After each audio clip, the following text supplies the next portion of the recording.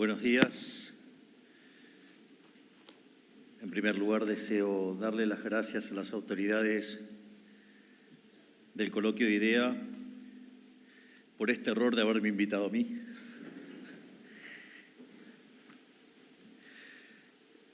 En primer lugar, deseo también felicitarlos por la elección del nombre de este coloquio, la motivación del mismo, donde la referencia del si no es ahora, ¿cuándo?, está tomado, no sé si lo saben o no, pero del libro de Pirkei Avot 1.14, que hace referencia a Hillel y dice, él solía decir, si yo no estoy para mí, ¿quién está para mí? Y aunque esté para mí solo, ¿qué soy? Sino ahora, ¿cuándo? Yo ahora, digamos, básicamente lo que voy a hacer es contar a Argentina como un caso de negocio, porque, digamos, es ahora. Y básicamente voy a hacer una primera parte donde voy a explicar por qué esta vez es diferente y después voy a presentar directamente a Argentina como un caso de inversión. Básicamente, uno debería preguntarse, digo, bueno, ¿por qué esta vez será diferente? De hecho, el libro de Reinhardt y Rogoff justamente es una narración de que cuántas veces se dijo que esta vez va a ser diferente y siempre terminó de la misma manera. En el caso argentino siempre terminó mal. Así que es un poquito más desafiante explicar por qué esta vez será diferente. Pero también es cierto que en algún momento puede haber un cambio de tendencia, un cambio estructural y un cambio que inicie una nueva era. De hecho, la generación del 37 justamente trabajaban para que esta vez fuera diferente. Y vaya que lo lograron, porque cuando en 1860 se puso en marcha la Constitución de Alberdi, de ser un país de bárbaros, en 35 años nos convertimos en la primera potencia mundial. Así es que la idea central de esta presentación es mostrarle por qué eso es factible y por qué esta vez sí puede ser diferente. Naturalmente, para explicar por qué esta vez es diferente, no podemos dejar de lado las condiciones iniciales con las que nos hemos enfrentado, porque también la forma en la cual hemos resuelto esto hace al argumento de que esta vez será diferente. Básicamente nosotros al momento de asumir nos enfrentábamos con lo que potencialmente era la peor crisis de la historia argentina, combinaba los peores elementos de las tres crisis más grandes de la historia argentina. Teníamos un desequilibrio monetario o sobrante monetario, el money overhang, que era el doble del que teníamos en el Rodrigazo.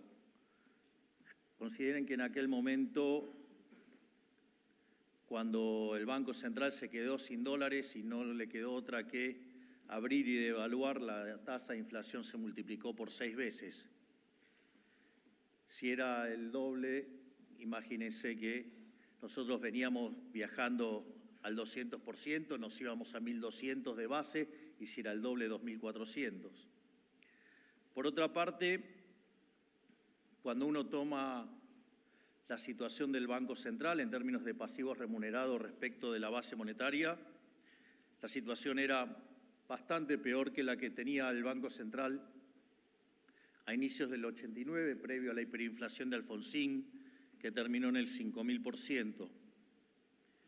Y al mismo tiempo, los indicadores sociales eran peores de los que teníamos en la previa del estallido de la convertibilidad. Por lo tanto, está claro que la situación era extremadamente compleja y que cualquier error hubiera detonado una crisis de proporciones muy difíciles de imaginar, pero que a la luz de lo que fueron cada una de estas crisis nos resulta complicado imaginarse que por lo menos la pobreza se hubiera duplicado. Por lo tanto, hubiéramos estado en niveles por lo menos del 90% o un poco más, y con seguramente la mitad de la población indigente. El síntoma básico de todo esto se reflejaba en lo que era la tasa de inflación. Acá siempre hay una discusión, digamos, si es válido o no estar haciendo las anualizaciones. Desde mi punto de vista sí es válido porque es al ritmo que venían moviéndose los precios y había elementos que permitían una convalidación monetaria que efectivamente los validara en los hechos.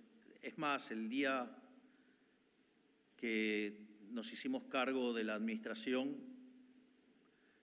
en ese discurso de apertura justamente expliqué cómo se hacía la cuenta.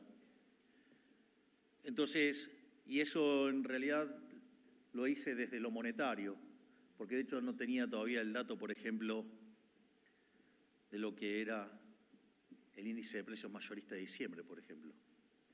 En ese sentido, en la primera semana de diciembre los precios venían viajando a un 1% diario, que es 3.700% anual.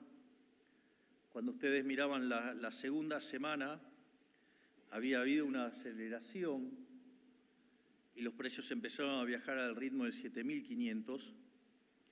Y cuando ustedes toman la inflación mayorista, yo suelo trabajar siempre con la inflación mayorista porque suele ser un leading indicator, es decir, se suele adelantar a lo que ocurre con la inflación minorista. Y ese mes dio 54%, eso en términos anualizados es 17.000%. Por lo tanto, no queda ninguna duda que si esto hubiera estallado, estaríamos hablando de una situación absolutamente distinta. Entonces, lo primero que claramente teníamos que terminar era con la inflación.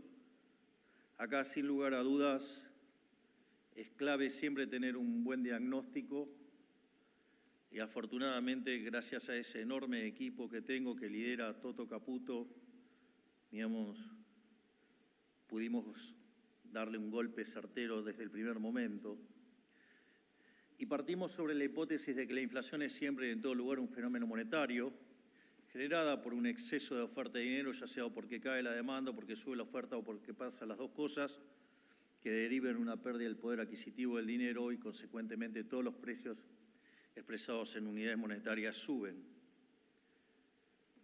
Noten que en la propia definición que utilizo sobre el origen de la inflación y sobre cómo miro la inflación, no la defino como la suba generalizada de precios, sino como la pérdida del poder adquisitivo del dinero.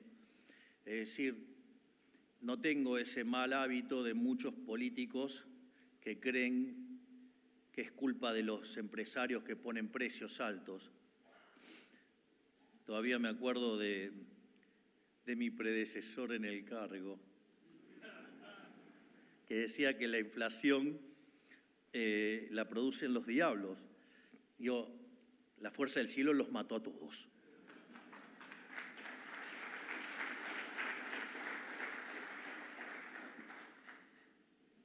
Porque esa propia definición de suba generalizada de los precios es lo que permite que algún trasnochado crea que esto se arregla con controles de precios, cuando eso no funcionó nunca en la historia de la humanidad. Y si hay un lugar donde no funcionó nunca fue en Argentina también. Entonces, el punto era, bueno, rastrear los orígenes de la emisión monetaria. Y también acá era interesante, porque otra cosa que estallaba a los ojos de cualquiera que miraba el caso argentino era los déficits gemelos. Piensen que cuando un país tiene 4% del PBI de déficit gemelos es una alerta amarilla, 8 es una alerta roja porque van camino a pegarse una piña. Nosotros teníamos 17. más o menos para tener un orden de magnitudes del desafío.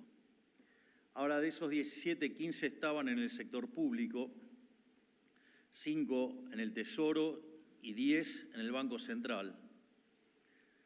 Entonces, básicamente la idea era, bueno, atacar el problema del sector público y atacar el problema del Banco Central. Y es que en ese contexto nosotros desarrollamos el programa del déficit cero. Recuerdo que cuando nosotros hacíamos campaña con una motosierra, muchos se lo tomaban a la risa. Además decían que era imposible.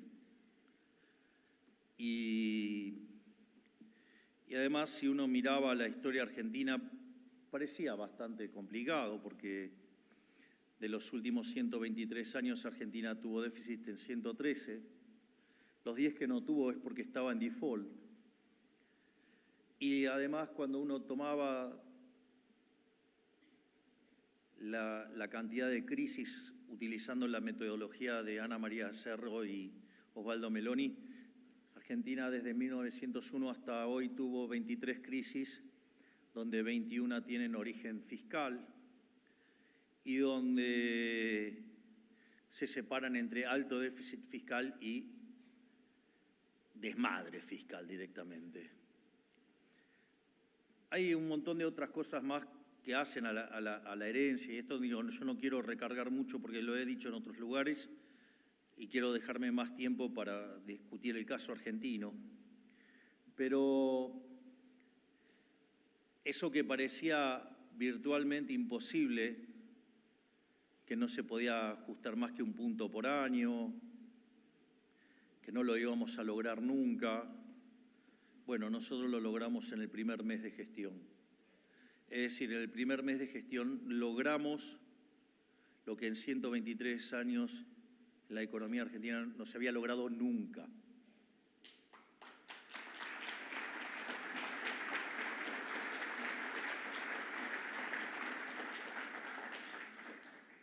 Naturalmente, frente a este logro,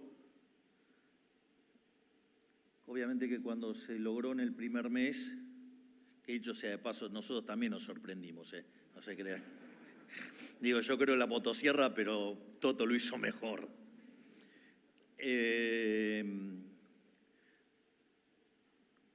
Ahí empezaron a cuestionar sobre la calidad en lugar de reconocer que se equivocaron los econochantas mandriles, empezaron con que no, tiene mucho de licuadora y tijerita y todas esas cositas de estos chicos que no son herederos de Adam Smith seguro. Yo sí, ellos no. Pero dicho eso, más allá de los chistes parroquiales, básicamente lo primero que hicimos fue reducir el número de ministerios de 18 a 9, hoy ya tenemos 8 ministerios. Además, se eliminó de cuajo la obra pública. Decían que era imposible tocar la obra pública. Claro, porque de ahí roban los políticos. Y nosotros, como sí estamos dispuestos a hacer un gobierno de gente honesta, lo primero que cortamos fue la obra pública.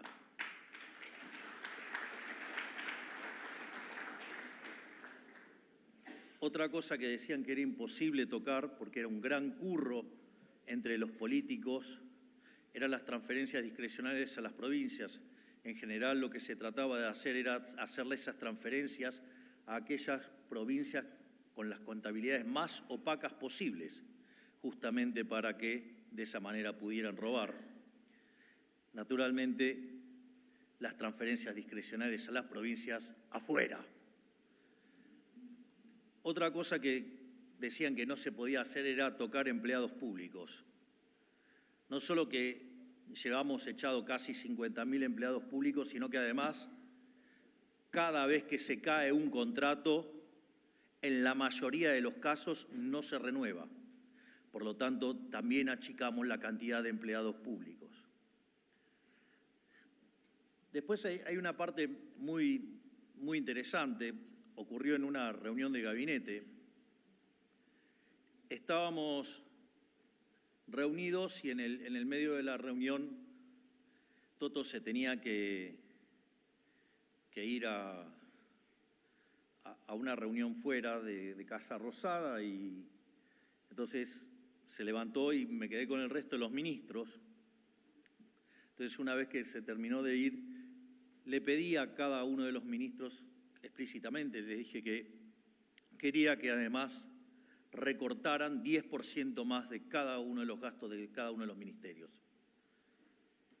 Lo más sorprendente es que a la semana siguiente cada uno de los ministros me trajo un programa de reducción y de eficientización del gasto, bajando el gasto público 10%. Vaya que eso sí es tener compromiso con la gestión. Además, otra cosa que hicimos y que también parecía imposible era la eliminación de los intermediarios, es decir, sacar del medio a los gerentes de la pobreza. Esta fue una de las batallas probablemente de las más duras que tuvimos que dar. Esta fue una batalla que se diseñó con la ministra de Capital Humano, Sandra Petovelo, la ministra de Seguridad, la doctora Bullrich, y el doctor Ferraro, Guillermo Ferraro, que estaba en infraestructura, donde básicamente lo que se planteó, porque fue lo que apareció en el titular y el motivo por el cual tanto la criticaron a la ministra Petovelo, fue que se eliminaba la contraprestación del plan. Entonces salieron a criticarnos diciendo que ahora nosotros queríamos dar planes sin contraprestación y que nosotros lo que estábamos haciendo era fomentar la vagancia. Es decir, como que éramos aún peores que los populistas que se habían ido. Y eso es no entender qué era lo que pasaba con eso. Nosotros, en primer lugar, teníamos claro que por el tipo de ajuste que estábamos haciendo, era muy probable que el impacto más fuerte se sintiera durante el primer trimestre. Por lo tanto, también era importante hacerlo durante vacaciones, para que la gente no se enterara tanto, por decirlo de alguna manera, de lo que estaba ocurriendo. Por otra parte, teníamos que lograr que los sectores más vulnerables no sintieran la fuerza del ajuste. Entonces era muy importante darles contención, pero el problema es que no había plata. Entonces, ¿de dónde íbamos a sacar los recursos? Es cierto que también apuntamos un ajuste de 5 y sobrereaccionamos y hicimos un ajuste de 7 y después pudimos ir recomponiendo otras partidas, pero acá era clave, que también era lo que fogoneaba y alimentaba los piquetes, que también decían que era imposible terminar con ellos y que gracias a esta medida y al protocolo antipiquete de esa maravillosa ministra que tengo, que es la doctora Bullrich, hoy vivimos en una Argentina que no tiene piquetes, algo que también parecía imposible y que nosotros lo logramos desde el primer día de gestión.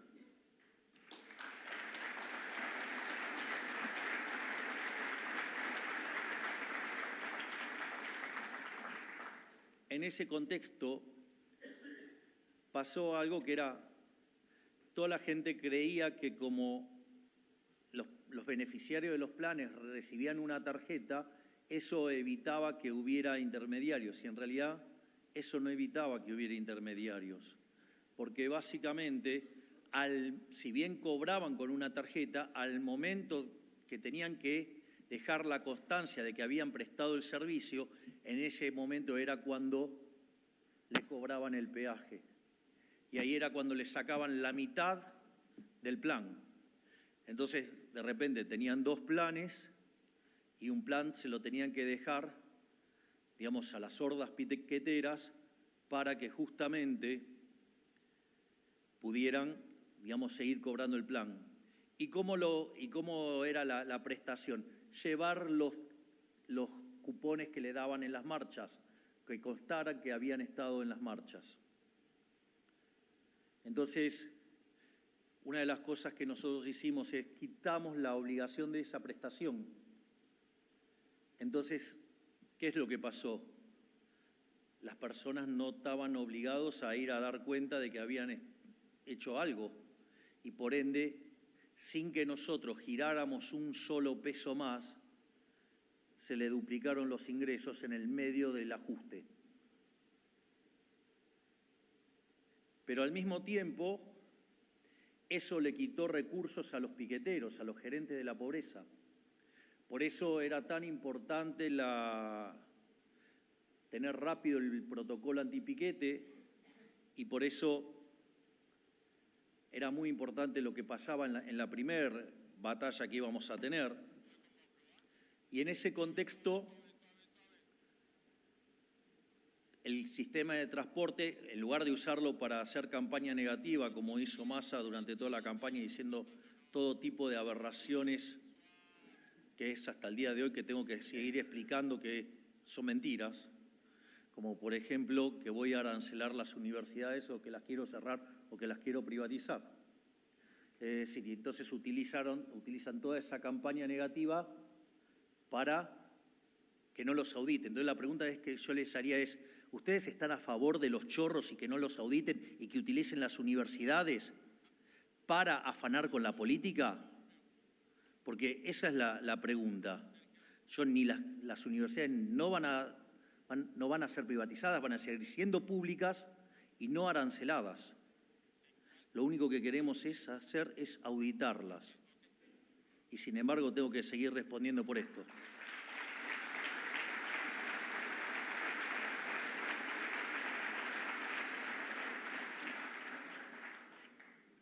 Y en ese contexto se puso una línea de denuncias para que no se dejaran extorsionar.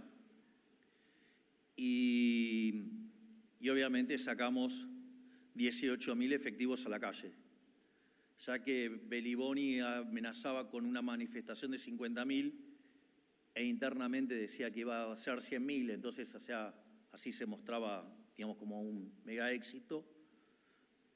Y la manifestación terminaron siendo 3.000 personas y a partir de ese día se terminaron los piquetes en la Argentina.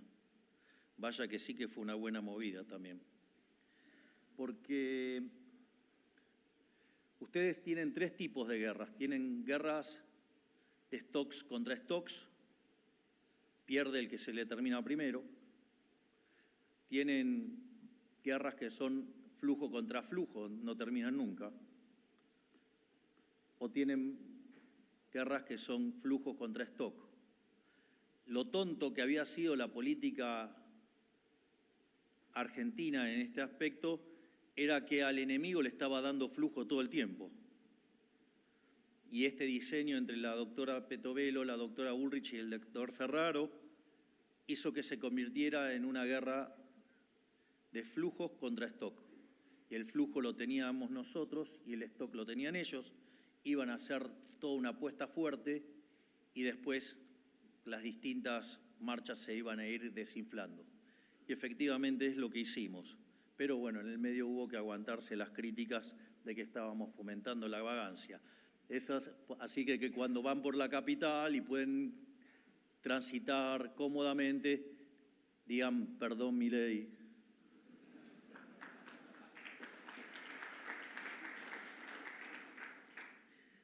Naturalmente, esto también hubo, ¿sí?, una licuación de salarios en el sector público y obviamente que eso también, digamos, impactó las jubilaciones que hoy están arriba del 10% de lo que por encima de la inflación y arriba de lo que estaban en noviembre.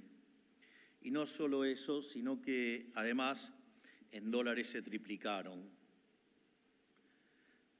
Eso, Dios, básicamente fue el programa de la motosierra, algo que no se hizo nunca y nos metimos con un montón de vacas sagradas porque nos metimos con la obra pública, con las transferencias, nos metimos con todo, nos metimos con los gerentes de la pobreza. Por lo tanto, no es que era imposible, solamente había que tener el coraje para hacerlo y nosotros lo tuvimos.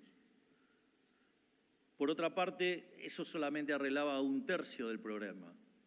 Teníamos todavía el problema del Banco Central, digamos, lo que era el déficit cuasi fiscal y que implicaba emisión endógena de dinero y por ende, digamos, si queríamos cortar con la inflación teníamos que terminar con el cuasi fiscal. Ahí también fue muy importante el hecho de empezar a mostrar sistemáticamente el equilibrio fiscal y que era algo que había venido para quedarse y que no era algo transitorio, porque acá hay algo muy importante. Si yo voy a déficit cero, el incremento de deuda es nulo. Por lo tanto, la relación deuda-producto es no creciente. Y si la relación deuda-producto es no creciente, por ende uno es solvente intertemporalmente y tarde o temprano el riesgo país va a colapsar. Y lo recibimos cerca de 3.000 y hoy está peleando por romper los 1.000. Así es que parece que también ahí vamos bien. Y no es que está bajando por un problema de error tipo 2. Digo, me parece que haberlo logrado en base a tener su solvencia fiscal es un logro y muy lejos que lamentar. Digo, por eso de alguno que la tintura le quemó el cerebro.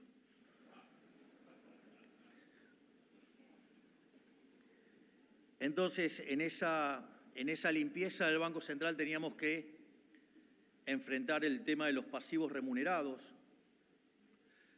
Es más, lo que eran las LELIQs, digamos, que eran instrumentos a 30, 60, 90, 180, 270 días, el gobierno anterior lo había pasado todo a un día, de modo tal que si se disparaba la crisis, la cantidad de dinero se podía multiplicar por 5 en un día.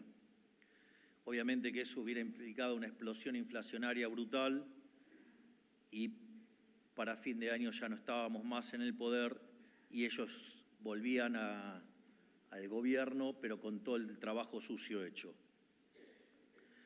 Bueno, no le dimos el gusto. Todavía siguen comiendo pochoclo. Deben estar así de gordos.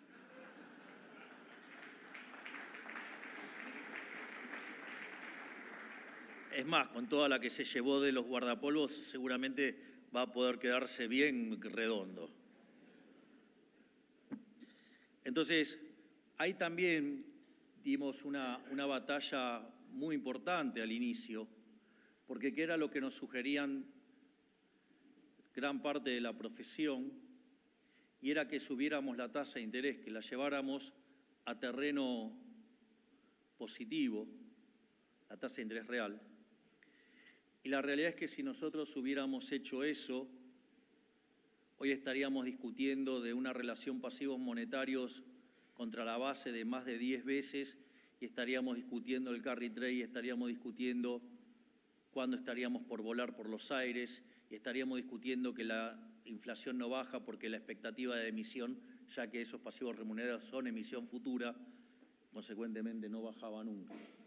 Lo cual hubiera sido un error enorme. Hay obviamente toda una discusión, digamos, sobre utilizar o no la tasa de interés. Eso lo comenté en la última reunión del Banco Central. Pero nosotros lo que decidimos fue arbitrar la tasa en dólares, dado el salto del tipo de cambio, que no fue ni más ni menos que un sinceramiento, porque me causa gracia la deshonestidad intelectual de algunos diciendo, no, Milei llegó y devaluó. Digamos, como si la brecha no existía y como si el Banco Central estaba que reventara de reservas. O sea, verdaderamente hay gente que yo no sé si no se escucha, no lee lo que escribe, digamos, no se puede ser tan deshonesto intelectualmente. Pero al arbitrar la tasa en dólares y en un proceso de estabilización y con un sinceramiento de precios, era obvio que la tasa de interés en pesos, aún siendo negativa en términos reales, que se podía arbitrar con la tasa de dólares.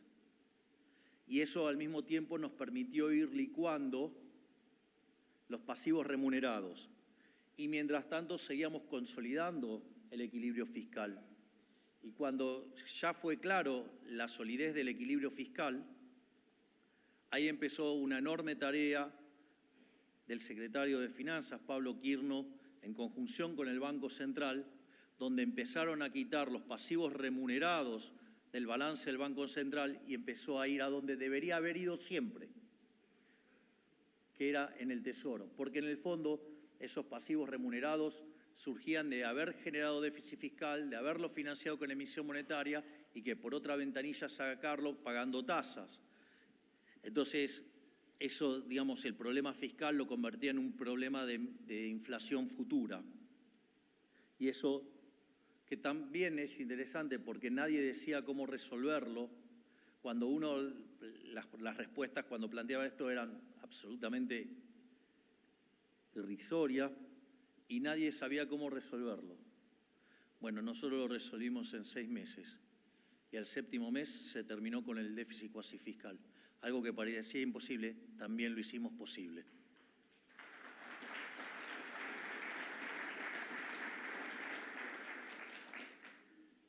Y después que logramos cerrar el grifo de los pasivos remunerados, pasamos al esquema de exceso de oferta de dinero cero. Me recuerdo que eso lo presenté en la Bolsa de Comercio y explicaba que solamente entonces íbamos a comprar dólares, es decir, que la única fuente de emisión que iba a quedar era la compra de dólares. Y una de las cosas que nos dimos cuenta es que estábamos equivocados con ese esquema. Si ustedes toman los libros tradicionales de economía internacional monetaria, ustedes van a encontrar que cuando alguien, digamos, va y vende los dólares, o dicho de otra manera, le compra pesos al Banco Central, eso tiene demanda de dinero y no genera inflación. Bueno, eso es cierto en un mundo donde no hay controles de capitales. Cuando ustedes tienen controles de capitales, ustedes van y compran pesos, no porque quieren, sino porque están obligados, y por lo tanto ese diferencial entre lo que ustedes querrían tener y lo que efectivamente están comprando es lo que genera presión sobre el nivel de precios. Y frente a un ataque especulativo, donde el dólar cotizaba a 1.500 pesos y nos anticipaban que a la semana que seguía se iba a 2.000 y así sucesivamente, decidimos cambiar el esquema monetario e ir directamente a emisión cero. Bueno, parece que también funcionó y pasó algo que nunca pasó en Argentina, y es que el dólar de 1.500 se cayó a 1.100. Así que eso que también parecía imposible, nosotros también lo hicimos posible.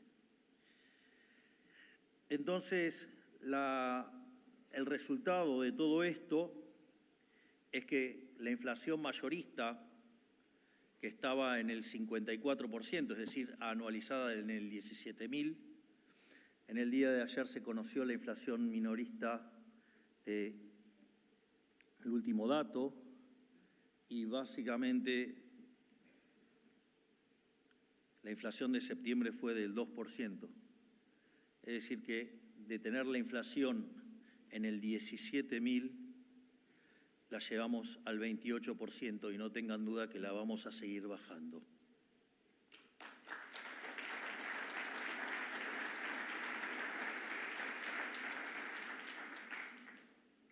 Además, también es muy interesante cómo se logró esto, porque esto también hace que esta vez sea diferente. Porque no lo hicimos teniendo una hiperinflación previa que implicara una profunda licuación de los activos financieros de modo tal que la estabilización fuera rápida. Los logramos también sin una expropiación, es decir, nosotros no recurrimos a la violencia de un plan Bonex, ni a una renegociación compulsiva o un default o cualquier equivalente. Digamos, por eso cuando decían, ¿cuándo terminan de limpiar los remunerados? Y no sé. La respuesta es, no soy un dirigista, yo soy liberal. Y esto es un proceso de mercado y las vamos a terminar limpiando acorde el mercado permita que las pasemos a otro instrumento.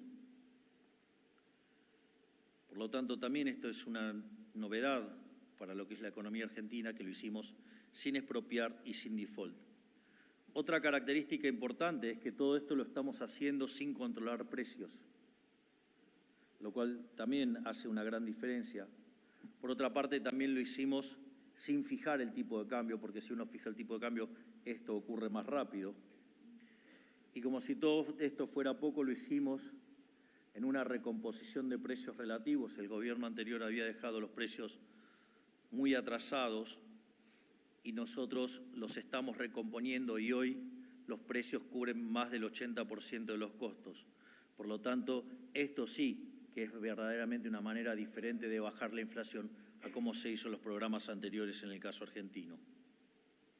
Y como si todo esto fuera poco, uno podría decir, bueno, pero ¿qué pasó en términos de actividad? Miren,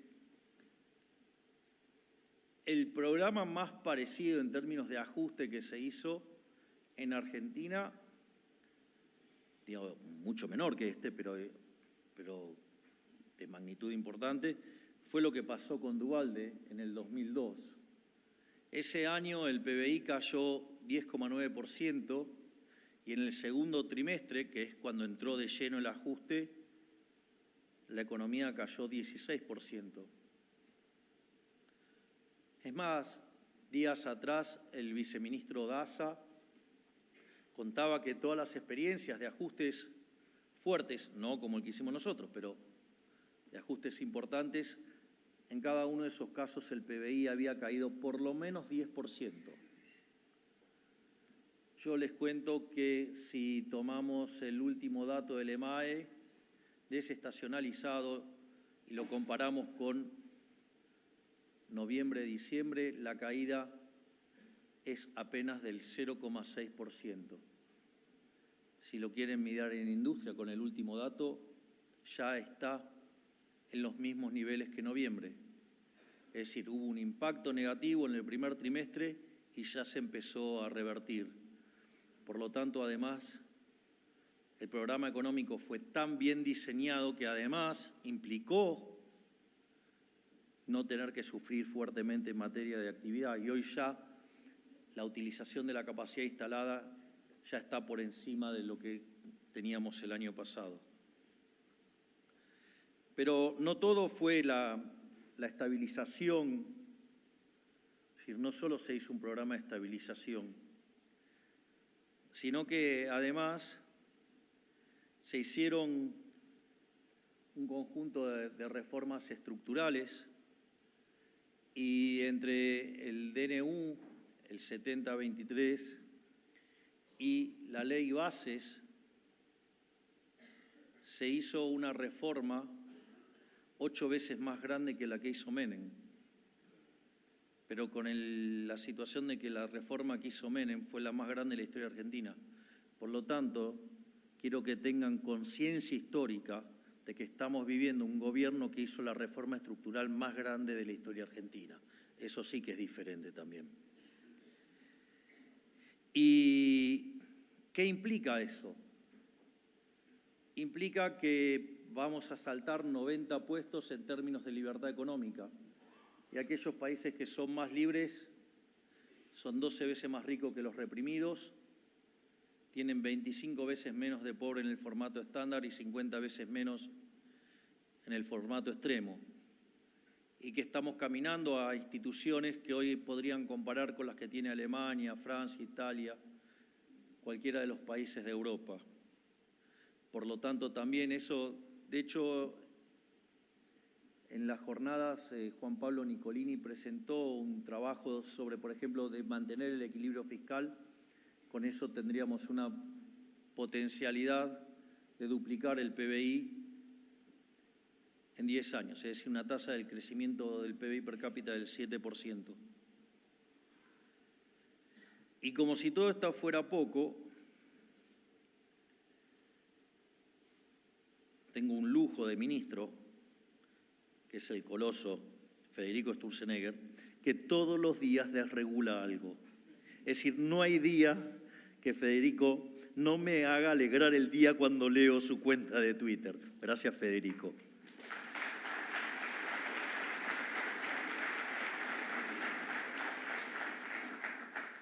Y ahora es cuando voy a empezar a venderles el caso argentino, porque una vez que hable del RIGI, ahí voy a empezar a ver, voy a poner a Argentina como si fuera un negocio. Y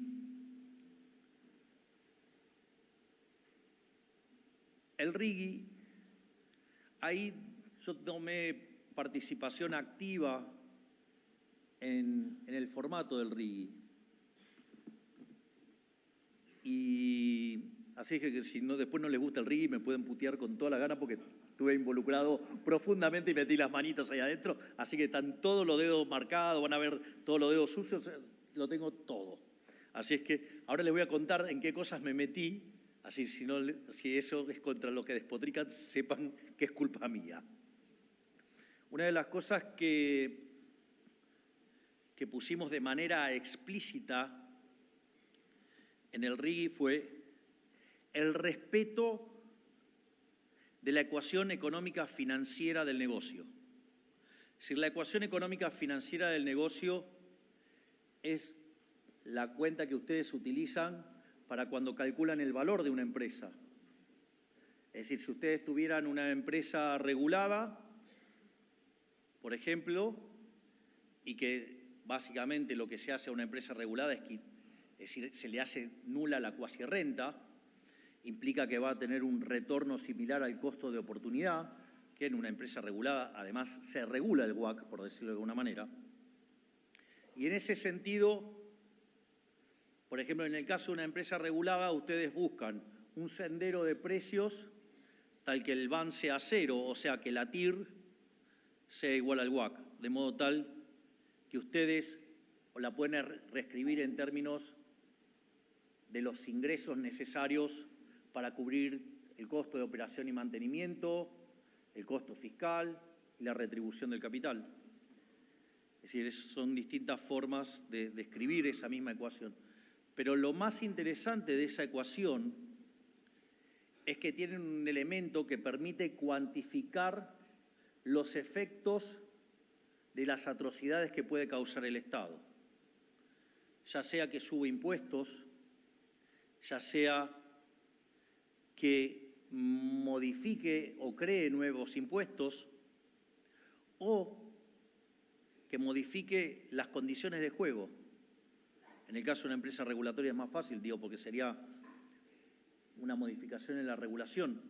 Pero supongan que ustedes son una empresa que se dedican al alquiler de oficinas y aparece un gobierno y le pone ley de alquileres, que era imposible tocar. Nosotros lo hicimos el primer día y vaya que está funcionando.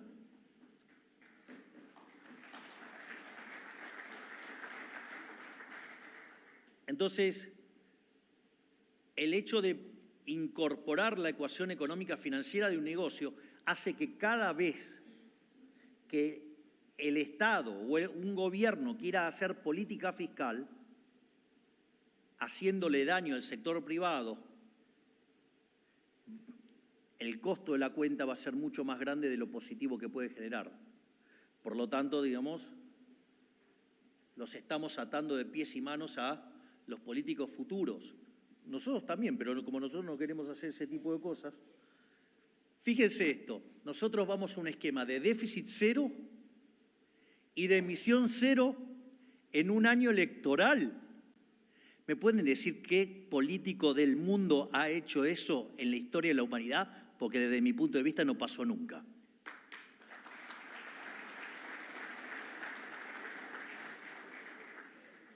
Al mismo tiempo, otra cosa que pusimos en el RIGI, en la versión original había la elección de 3 tribunales. Entonces ustedes podían elegir uno de esos 3 tribunales. En esos 3 tribunales, la modificación que se me ocurrió hacer a mí es que uno elija un tribunal, pero si al correr del tiempo no está contento con ese tribunal, lo pueda cambiar. Es decir, que tengan flexibilidad, que si un tribunal no da respuesta, cambiarse de tribunal. Es decir, se va a terminar la joda de los políticos expropiando a los creadores de riqueza. Se va a terminar con eso porque si no responde un tribunal, van a ir a otro. Pero además, eso no me alcanzaba, yo quería un poco más. Estaba bastante insaciable ese día, parece. Será porque vengo del sector privado. Y otra cosa que se me ocurrió fue agregar un tribunal local. Porque cuando uno mira la experiencia de otros casos, siempre los tribunales internacionales demandaban mucho tiempo. Y en cambio con tribunales locales eso fluye mucho más rápido. Ahora, ese tribunal local está obligado a tomar los resultados que genera defensa de la competencia. Y defensa de la competencia va a tener una unidad especial para RIGI. Y aquellos que sean los que siguen los contratos de RIGI, las situaciones de RIGI, van a tener que saber de micro, van a tener que saber de macro, van a tener que saber de Law and Economics, van a tener que saber de derecho, van a tener que saber también de finanzas y muy especialmente de evaluación de empresas y de regulación económica. Y van a tener que, ahora digamos va a haber examen de ingresos para todos lados, pero ese examen lo van a diseñar algunos notables y yo, o sea, yo no soy el notable, los notables son Federico Sturzenegger, Toto Caputo, Santiago Banzapusili y yo meteré alguna maldad adicional, pero digamos, con lo cual va a ser una unidad destinada a cuidar a los inversores, con lo cual van a poder optar siempre también por el tribunal local bajo estas características. ¿Por qué digo esto? Porque ya entrando en Argentina propiamente dicho, si ustedes quisieran evaluar un proyecto van a estar mirando el flujo de fondos. Ahora, flujo de fondos maravilloso, pero ustedes, digamos, pueden tener un negocio fenomenal, pero si después viene el Estado o un gobierno y los expropia, digo, el mecanismo no funciona.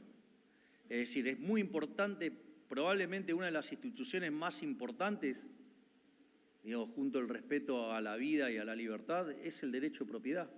No por nada las sesiones de este año, nosotros dijimos que era la vida, la libertad y la propiedad. Y acá la propiedad privada se va a respetar a rajatabla, porque eso lo que va a permitir es que los ahorristas puedan ahorrar y van a ser defendidos. De hecho, la forma en la cual nosotros desarmamos la situación del Banco Central fue respetar el derecho de propiedad. Y eso también implica que no vamos a avanzar sobre los resultados de la inversión. Para nosotros, el que gana dinero no es un malvado. Para nosotros, el que gana dinero es un benefactor social. Es decir, es un héroe. Es decir, es alguien que le está arreglando la vida, porque ustedes solamente pueden ser exitosos sirviendo al prójimo con bienes de mejor calidad o mejor precio. Por lo tanto, nosotros, lejos de perseguirlo, lo vamos a festejar, los vamos a aplaudir.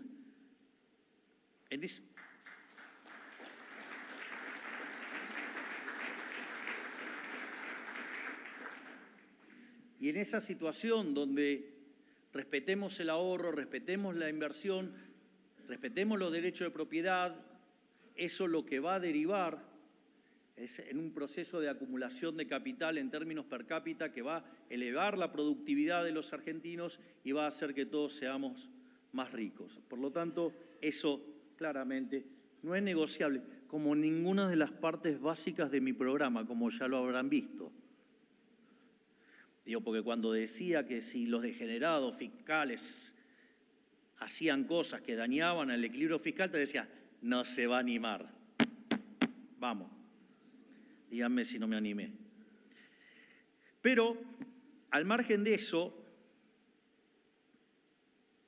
otra de las cosas que quiero mencionar es, bueno, después ustedes van a elegir un sector. Digo, se imaginarán que yo siendo liberal no me voy a estar metiendo en fomentar algo particularmente. Yo, don't pick the winners. Esto es muy interesante porque en muchas ocasiones algún que otro trasnochado dice, ya, pero no tiene programa. No tiene programa de estabilización. ¿Y qué, bajó de milagro la inflación de 54 a 2? Que dicho sea de paso, es la inflación inducida también, ¿no? Digo, esperen que lleguemos y lo logremos en consumidor y vamos a ver qué pasa con el cepo después. Ya se lo saben, obvio que lo saben. Pero, dicho esto, desde nuestra perspectiva, un programa de estabilización tiene 3 patas. Una política fiscal, una política monetaria y una política cambiaria. En lo fiscal, déficit cero. En lo monetario, emisión cero y competencia de monedas, cosa que ya está ocurriendo. Para aquellos que tienen grandes temores por la apreciación cambiaria, no se preocupen, estamos permitiendo que oferta y demanda de dólares se mapeen voluntariamente por los individuos, por lo tanto no van a tener una abrupta caída del tipo de cambio que sea tan rápida que no les permita ajustarse en el sector real y terminen en la quiebra. Está contemplado, pero no tengan miedo, digamos, ahora pueden hacer transacciones en dólares y en cualquier otra moneda. Así es que ánimo, eso no es un problema. Digo, dejen de ser asustados por economistas que parece que se murieron con los dinosaurios y resucitaron y mantienen la misma costumbre que los dinosaurios. Al margen de eso, está claro que Argentina tiene sectores que son muy interesantes, que también sugiero que los pongan cuando hacen los análisis del tipo de cambio real. Primero, o sea, es bastante discutible el tema del análisis del tipo de cambio real, pero me parece más cuestionable de cuándo cortan las series. ¿Por qué cortan la serie en el 2002 o en el 2003? ¿Por qué no la cortan en el 91? Ah, no, porque ahí le va a dar muy abajo. Entonces no pueden venir con, no hay un problema de tipo de cambio real. Es decir, con lo cual, ya digamos desde el problema que implica cuándo eligen la fecha no es un tema menor. Pero aún así, yo les aviso, con todo lo que está pasando en materia energética, con todo lo que tiene que ver con oil and gas, lo más probable es que Argentina vaya, sin lugar a dudas, a un nivel de moneda mucho más apreciada. Es decir, ¿por qué? Porque hay enormes oportunidades en temas de oil and gas que claramente, respetando los derechos de propiedad, van a aparecer las inversiones. Y de hecho, el RIGI ya tiene anuncios por más de 50.000 millones de dólares de inversiones y muchas empresas ya están invirtiendo. Es más, muchas de las empresas ya están colocando deuda por debajo del 8% en dólares y mismo Pampa lo hizo a 5,75. Por lo tanto, prepárense porque se viene una tremenda oleada de dólares desde ese lugar. Obviamente que con la presencia del RIGI, las inversiones en minería, digamos que las más emblemáticas serían cobre y litio, también, digamos, van a estar haciendo un gran aporte. Sin lugar a dudas, nuestro campo siempre, y en la medida que podamos crecer y bajar impuestos, eso, digamos, vamos a ir contra las retenciones y eso además va a permitir que el sector del campo pueda expandirse más fuertemente. Por lo tanto, el agro, sí, y la ganadería tienen mucho para aportar acá. Y obviamente en una economía que genera todo esto, digamos, genera un montón de oportunidades en materia de servicios. O sea, es más, en una economía que durante tanto tiempo se estuvo comiendo el capital, la productividad marginal del capital es alta. Eso que vemos en microeconomía, que parece una abstracción, ¿sabe qué quiere decir? Que la TIR del activo es enorme. Es decir, la TIR del flujo de fondo de la firma es enorme. Por lo tanto, además, si trabajamos fuertemente en bajar el costo del capital, las inversiones tendrían que fluir muy fuertemente. Y después otra cosa en la que estamos trabajando de manera intensiva, y muy especialmente con el doctor Reidel, es en el tema de inteligencia artificial. Desde nuestro punto de vista, la inteligencia artificial es como una suerte de revolución industrial, pero reloaded. Cuando ustedes miran las estadísticas del crecimiento del PBI per cápita a lo largo del periodo que va desde el año 0 de la era cristiana hasta ahora, digamos, esa serie se suele describir como palo de hockey. Es una serie que está prácticamente constante durante 1800 años y después pega una fuerte aceleración como consecuencia de los impactos de la revolución industrial. Bueno, la inteligencia artificial va a hacer que ese proceso parezca un juego de niños porque va a ser mucho más profundo. Y para que la inteligencia artificial se desarrolle, ustedes necesitan tener energía barata, en lugares fríos y con altas extensiones de tierra. Argentina. Por lo tanto, también, digamos, pero esto solamente lo digo a los efectos de mera enunciación de sectores que sí tienen un potencial enorme, que no se lo voy a explicar a ustedes porque ustedes están en la trinchera y lo saben muchísimo mejor que yo, y sería de un tipo fatalmente arrogante creer que les puedo decir algo sobre su negocio a ustedes, que son los que están al pie del cañón, pero solo para mencionarlos como casos, digamos, de cosas que sí pueden pasar y que de hecho están pasando. Y después están los impactos de la macro sobre el flujo de fondos. Y ahí tenemos elementos que hacen al corto plazo y al largo plazo. En el corto plazo tiene que ver con la recuperación cíclica. Al inicio de la presentación hablé de la utilización de la capacidad instalada, cómo viene subiendo, y ahí básicamente lo que está empujando es la recuperación de los salarios reales. Digamos, hace 5 meses seguidos que el salario real en Argentina viene subiendo y que también vienen subiendo las jubilaciones en términos reales. A eso también hay que sumarle la reversión del ciclo de stocks, es decir, cuando estábamos sobre el final del gobierno anterior, digamos, como una forma de cubrirse, las empresas se sobreestoquearon. Y en ese sentido, en la primera parte del año liquidaron los stocks y eso profundizó la caída del primer trimestre y ahora hay una recomposición de stocks y eso es lo que está haciendo que los factores de recuperación cíclica estén empujando positivamente. Obviamente que después está todo lo que tiene que ver con el crecimiento a largo plazo y ahí todo lo que tiene que ver con las reformas estructurales y con lo que se está haciendo en materia de regulación, y siendo que nuestro objetivo es convertirnos en el país más libre del mundo, eso implica también una fuerte caída en los costos de transacción. Al mismo tiempo, se está dando un fuerte aumento del ahorro. El hecho de haber corrido al fisco del medio y hacer un ahorro fiscal de 15 puntos del PBI, esos recursos ahora que se los tomaba el sector público, ahora van a estar disponibles en el sector privado. No por nada, digamos, en diciembre discutíamos la hiperinflación y hoy estamos discutiendo créditos hipotecarios a 30 años o cómo una empresa pudo colocar deuda en el mercado local al 5,75.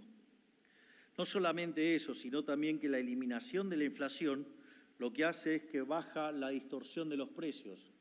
Es decir, la inflación tiene un efecto nocivo que es el sistema de precios es un mecanismo de transmisión de información, de coordinación y ajuste. Y si ustedes básicamente tienen inflación, lo que hace es que eso fluya con ruido. Entonces, yo puedo estar explicando acá, yo ser muy bueno explicando, ustedes pueden ser personas muy dotadas intelectualmente y entender sin ningún tipo de problema lo que yo estoy diciendo, pero imagínense que a partir de ahora empieza a haber ruido y cada vez más ruido. Yo sigo explicando bien, ustedes siguen siendo gente muy inteligente, pero el ruido no nos permite comunicarnos. Eso es lo que hace la inflación con el sistema de precios. Y cuando hace eso se pierde un montón de transacciones y hay una pérdida de eficiencia en la asignación de recursos. Bueno, nuestro programa de emisión cero lo que asegura es que el Banco Central no los va a molestar nunca más. ¿Y por qué digo esto? Porque conforme avance la dolarización endógena y que empiecen a hacer transacciones en dólares libremente, va a haber un momento que va a ser muy grande toda la operatoria en dólares y la operatoria en pesos va a ser muy chiquita. Y cuando se dé esa situación vamos a estar en condiciones de cerrar el Banco Central y que los políticos nunca más en la vida puedan volver a estafarlos con el impuesto inflacionario.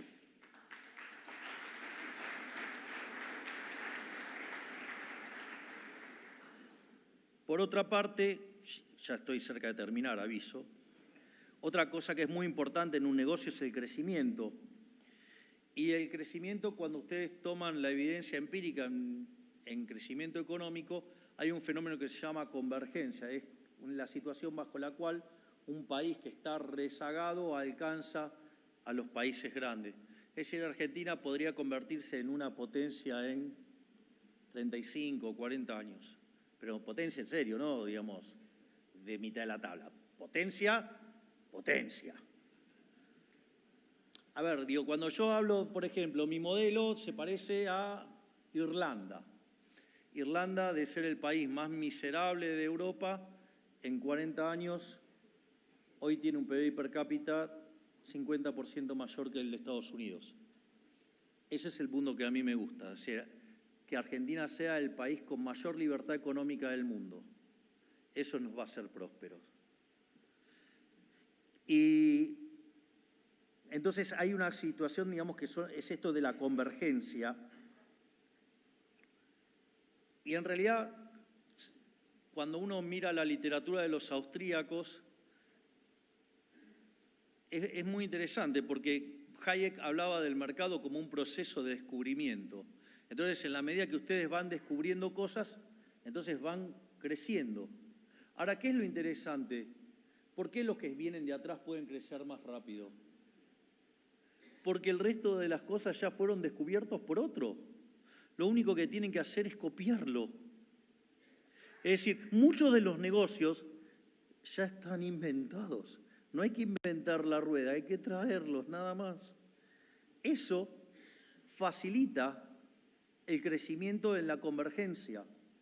Y obviamente que estamos generando las condiciones desde lo que proponemos desde la inteligencia artificial y desde lo que proponemos como mecanismo en lo que tiene que ver en lo institucional para fomentar, digamos, que una economía libre y que la gente, digamos, pueda llevar a cabo sus proyectos y que ahí sí tome lugar Schumpeter y la destrucción creativa, que es lo que después nos va a hacer crecer cuando estemos en la vanguardia. Pero tenemos 30, 40 años para copiar de lo lindo y avanzar fuertemente.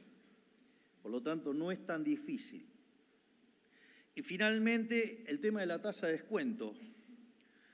Como les dije, la solvencia fiscal implica una caída del riesgo argentino y eso permite básicamente hacer que la tasa de interés caiga. De hecho, una de las cosas que nosotros estuvimos haciendo con Federico cuando estábamos con la discusión del tema de las universidades es que al margen de la señal negativa que implicaba estar cediendo en los números fiscales y que al mismo tiempo implicaba ser doblegados por los corruptos, porque el problema es que no quieren ser auditados. Entonces, nosotros no estábamos dispuestos ni a doblegarnos frente a los corruptos y no estábamos dispuestos a entregar los números fiscales, pero dijimos, bueno, vamos a hacer la cuenta qué pasa si uno tomara este aumento. Y uno lo que veía que cuando daba ese aumento, en el fondo hay un libro muy interesante que se llama Historias del Quinto Piso y muestra cómo después de la estabilización original del Austral, Surruil empieza, digamos, digamos, por indicación de Alfonsín, a darle un cuarto de punto así, digamos, a cada uno. A vos te doy 0,25, a vos te doy 0,15, a todos le dio de todo. Terminó volviendo el déficit fiscal y terminó en una hiperinflación. Entonces, lo que nosotros hicimos es, el ejercicio es, bueno, veamos el efecto incremental del dinero que va a las universidades y volvemos a ser los impresentables de antes. Es decir, volvemos a un mundo de 3.000 de riesgo país. Que dicho sea de paso, los impresentables que tenían el riesgo país en 3.000 le sacaron un montón de recursos a las universidades. Y después son los que dicen que la van a defender.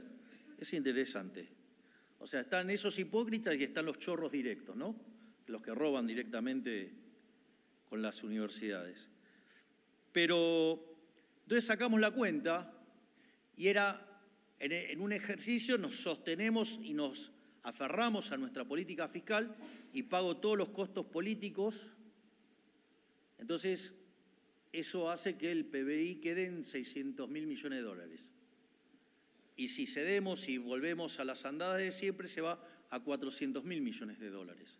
Esto es interesante porque cuando ustedes toman en términos de recursos para las universidades, en dólares quedan constantes. Es decir, todo ese aumento, pero en una macro más inmunda, los recursos terminaban siendo constantes. Pero, ¿cuál es el problema con la macro más inmunda? Primero que el PBI per cápita en dólares es más bajo. Pero lo importante de la caída del PBI per cápita en dólares es que tiene dos componentes. Hay un componente de caída de actividad que es 1/3, pero los 2/3 restantes es por salto en el tipo de cambio real. Y eso implica que aumenta la cantidad de pobres e indigentes. Por lo tanto, como negocio, no solo era pésimo porque el PBI per cápita era más chico, sino que además implicaba una multiplicación e incremento de la cantidad de pobres e indigentes.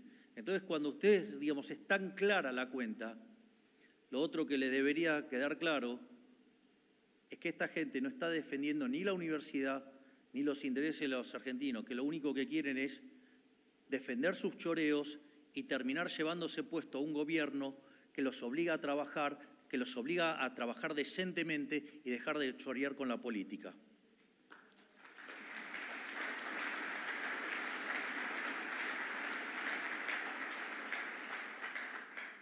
El otro argumento, y ya es el anteúltimo, así que ya estoy terminando, aviso, es la reducción de la volatilidad macro.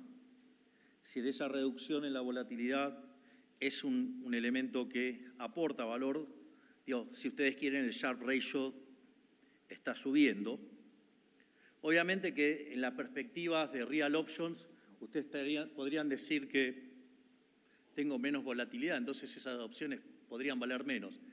Bueno, toda esa volatilidad macro que estamos sacando, pónganle toda volatilidad del negocio, digamos que es para que ustedes creen riqueza y que no sea porque, digamos, hay un conjunto de políticos arrogantes arruinándole la vida a todos. Así es que les dejo esa volatilidad en la mano de ustedes.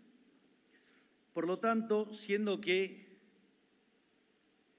sube el flujo de fondos, ya sea porque les respetamos los derechos de propiedad, porque no vamos a permitir que los expropien, porque básicamente hay oportunidades de negocio, porque hay crecimiento y porque además en el mismo tiempo la tasa de descuento está cayendo. Si yo me pongo como administrador de portafolio, diría long duration en Argentina, es decir, Argentina es un activo para comprar, estar comprado largo. ¿Y qué se puede hacer para estar comprando largo? Es hacer inversiones reales. Por lo tanto, Argentina es un excelente caso de negocios. Y entonces, ahora sí, quiero volver a la frase original de Pirkei Avot, que es, Hillel solía decir, si yo no estoy para mí, ¿quién estará para mí? Es decir, si yo no me ocupo de mí, ¿quién se va a ocupar de mí? Es decir, más liberal imposible. Es decir, ustedes son los responsables de su propio destino. Ustedes son los arquitectos de su propio futuro. Es decir, si no se ocupan ustedes de ustedes mismos, ¿quién lo va a hacer? El Estado no. Porque el Estado lo único que puede hacer es daño. Porque el Estado no produce nada. Cuando el Estado da algo es porque alguien se lo robó a alguien. Por eso nosotros hemos hecho la política más liberal de toda la historia argentina, porque le bajamos el peso del Estado del sector privado en cerca de 13 puntos del PBI, porque hemos hecho el ajuste más grande de la historia, porque hemos corrido al Estado en más de 6 puntos del PBI, digamos, si solamente toman el Tesoro. Por lo tanto, nunca se les devolvió tantas libertades, además en tan poco tiempo. Por lo tanto, es decir, si ustedes no están para ustedes, si ustedes no se ocupan de ustedes, ¿quién se va a ocupar? Es Es más, y aunque se ocupen de ustedes, ustedes mismos se ocupen de ustedes, la pregunta es, ¿qué soy? ¿Qué son? Ustedes son emprendedores. Ustedes son los que crean riqueza. Ustedes son los benefactores sociales. Ustedes son los que tienen la llave para hacer Argentina grande nuevamente. Ustedes son los grandes responsables. Ustedes son los que pueden cambiar esta realidad. Nosotros solamente le estamos dando un terreno de juego liso, un terreno de juego en el cual puedan jugar. Les estamos dando las reglas de juego, les estamos dando el marco, pero la creación de riqueza va a depender de ustedes. Es decir, ustedes son los que van a poner de pie la Argentina, ustedes son los que van a hacer Argentina grande nuevamente. Y entonces la pregunta final es, ¿y si no es ahora, cuándo? Es ahora. Es ahora, porque esto nunca pasó en la historia argentina, pero para que esto pueda perdurar, requiere de que sea exitoso. Y esto va a ser exitoso cuando haya crecimiento, y el crecimiento se va a dar cuando ustedes decidan ponerse al hombro su rol de emprendedores y salir y ganar el mercado. Y eso es lo que nos va a traer prosperidad a todos. Así es que Dios bendiga a los argentinos, que las fuerzas del cielo nos acompañen y ¡viva la libertad, carajo!